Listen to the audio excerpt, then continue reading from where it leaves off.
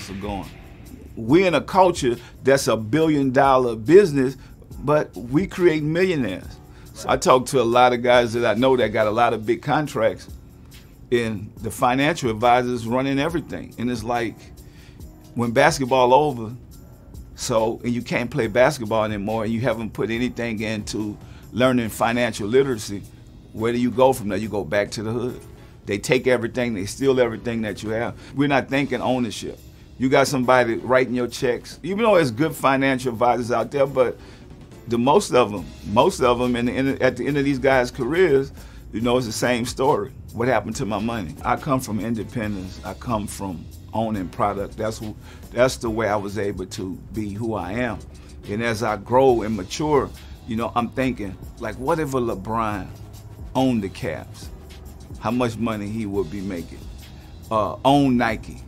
You know, it's good Nike gave him $1 billion shoe deal, lifetime deal, but how much money are they gonna make off of him? What happens when we actually own the product? When you look at all the big brands, from Apple TV to Apple Music, you know, these guys are taking over the industry, and we got to go to them to sell them our product and to get a small piece. But we are not creating brands on our own, and I think that's where I plan to change the game. You know, I wanted to be more of us, more minorities, having the opportunity to cash out on what we do every day. If you're a businessman, an entrepreneur, you got to find a problem. So I found a problem. Record stores are closing, but video game stores are opening, and that's when it hit to me. I'm like, I need to be in a video game business. I put my life, my passion, the same way I did into the music, I put into the video game, and I'm mostly like probably the only person that looked like me, come from our culture, that's a part of this in Silicon Valley. I feel like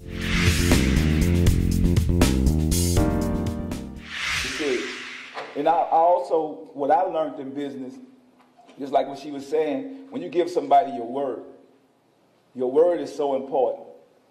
Once I gave her my word, I had to come. Even though I got a million other things I got to do, I said, well, I gave her my word. And that's going to go a long way with you in business. Once you give somebody your word, it's good to get it in writing, everything that you need to get done. But when you give somebody your word, you got to stand by it. Because when you start standing by your word, you'll be able to build more relationships and resources. So,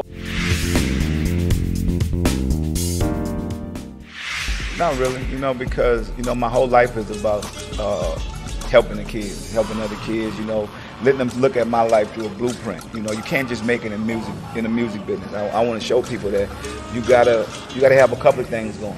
Because when that thing ran out, something else might open up. You know, the film, the TV opened up for me, all the clothing. You know, the music business is not the same no more. Yeah. So it's like you said, it's about the marketing, it's about the endorsement deals. So you got to get hot in something to get those. You do. So, you know, I think in this game now, what I know how to do best is about being independent. What you just did, now down the line you meet somebody, you might see them again. And they're going to remember you. You build those relationships. I did the same thing with Warren Buffett. Didn't know he was Warren Buffett. You know, guys, you know, I'm sitting in the room with Donald Trump, Robert Kiyosaki, and I'm thinking, these are the guys. You know, and he told me, he said, man, look, this old guy over here, he makes $1 million just touching a computer. And I've been talking to this guy the whole time. You know, and I'm like, wow, you never know who you might be sitting next to or who you might meet. So when you get into a room, you got to take advantage of networking, just having an open conversation, meeting somebody, telling them your name, telling them where you're from, telling them what business you're in, you know, tell them whatever you're involved in. Because that person might know somebody, say, hey, you know, you into, okay, I could hook you up with, then you're like, oh, okay, yeah, this is my guy from over here. That's what building relationships is about, the networking.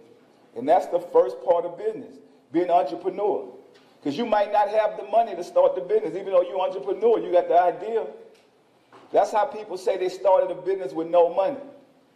They had the idea, but then they went to somebody and networked with the person that had the money.